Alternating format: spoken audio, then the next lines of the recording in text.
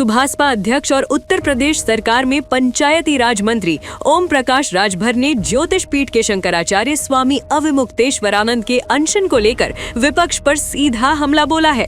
OP Rajbhar ने कहा है कि विपक्ष लगातार वीआईपी कल्चर खत्म करने की बात करता है, लेकिन खुद स्वामी जी वीआईपी स्नान की मांग को लेकर अनशन पर बैठे हैं।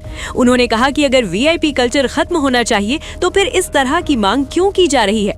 ओपी राजभर ने कहा कि विपक्ष दोहरा चेहरा दिखा रहा है। इतना ही नहीं, ओपी राजभर ने आरोप लगाया कि अनशन के दौरान स्वामी जी के शिष्यों ने ड्यूटी पर तैनात पुलिस कर्मियों के साथ बदतमीजी भी की। उन्होंने कहा कि कानून व्यवस्था से खिलवाड़ किसी भी हालत में बर्दाश्त नहीं किया जाएगा और नियम सबके लिए बराबर है। ओपी राजभर ने समाजवादी पार्टी अध्यक्ष अखिलेश यादव पर भी तीखा तंज कसा। उन्होंने कहा कि पीडीए अब पिछड़ा दलित अल्पसंख्यक नहीं रहा, बल्कि अब ये परिवार डेवलपमेंट अथॉरिटी बन चुका है। की इजाजत नहीं है, कानून का राज है।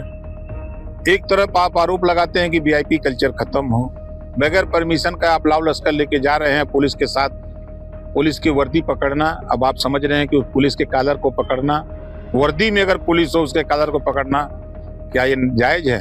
आप वीडियो को जरा देखिए। तो पुलिस कानून का राज कायम कर रही है और आप जो है जाइए, नहाइए, आराम से जाइए, कोई रोक थोड़े रहा। दिन भर नहाइए, रात भर नहाइए, कोई रोक रहा है?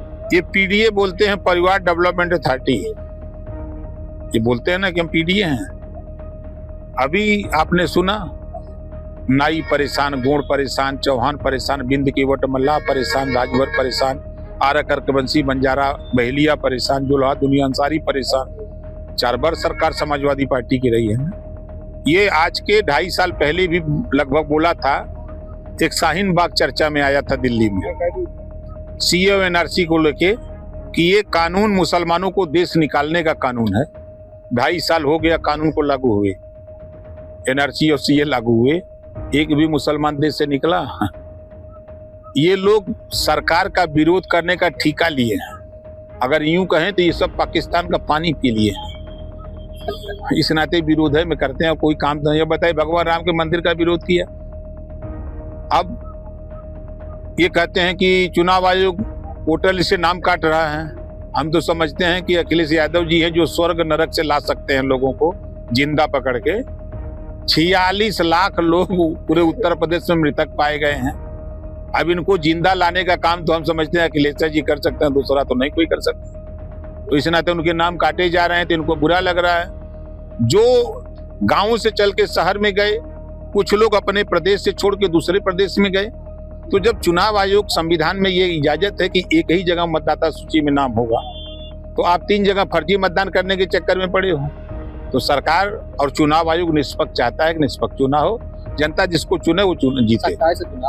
17 में भी, 14 में भी विपक्ष यही बोल रहा था, 17 में भी यही बोल रहा था, 19 में भी यही बोल रहा था, 22 में भी यही बोल रहा था और 24 में यही बोल रहा था।